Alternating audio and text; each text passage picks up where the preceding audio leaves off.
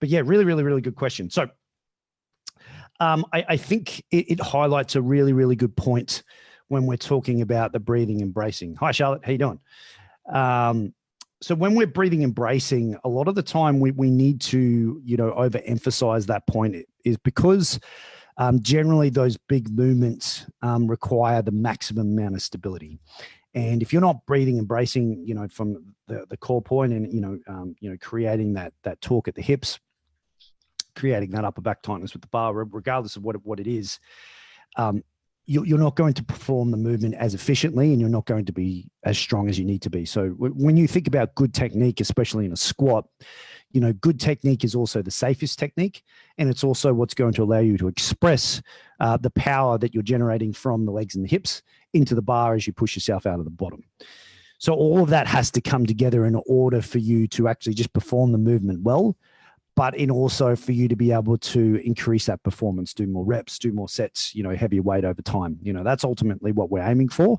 But the only way you're going to be able to do those three things is by making sure that the whole system is stable.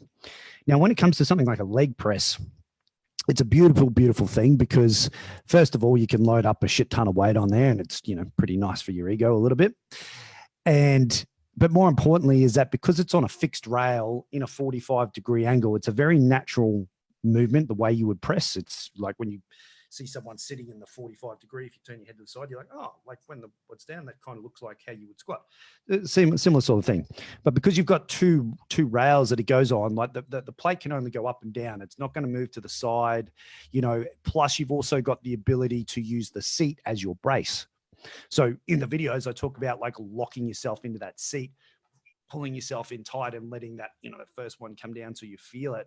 And then you kind of feel that let that tension build up. And then you almost think about starting your first rep from when it's from the bottom, basically. So you unrack it, you bring it down slowly. You're like, yep, there's my position.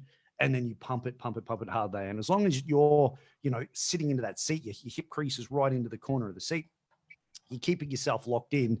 That's creating a brace for you. So you don't need to constantly keep going 1, 2, like that, because the seat and the stability element is just completely taken out.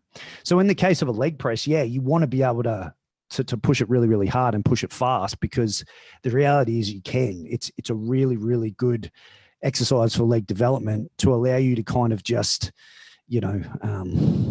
sink your teeth in it and not really need to think too much. It's just like fucking grip onto that shit and just smash it, right? So in that position, like when you're thinking about breathing, generally I just kind of do top up breaths. Like I'll do that first one where I'll kind of like that, bring it down, and then after that it's just like so it's just kind of like these top up breaths that are kind of going in line with how I'm pushing. Once I start to kind of fatigue and I can feel, the lactic acid really building up a lot in my quads, I'll push it out. I'll put my hands on my knees, take a few breaths, do the rest pause, as I've sort of spoken about before, lock myself back into the seat, ease that first one down, and then keep smashing it out again. So the leg press is kind of one of those unique exercises where, the only other one is kind of like leg extension. A machine hack squats is sort of similar, but that does actually require a bit of stability because the weight's actually sitting on your back and you're going down that way. So leg press is kind of like that unique one where you can load up well, be pretty safe for the most part, of providing you're in the right seat position and you're locking yourself in, and then just pump it out. Just pump it out and just keep topping up that breath.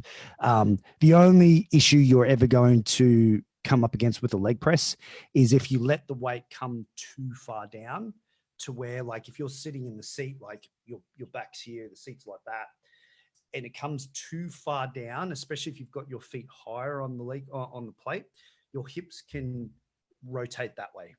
So your knees are only going to come back so far, and for it to go any further, your hips are going to need to anteriorly tilt for that plate to come further.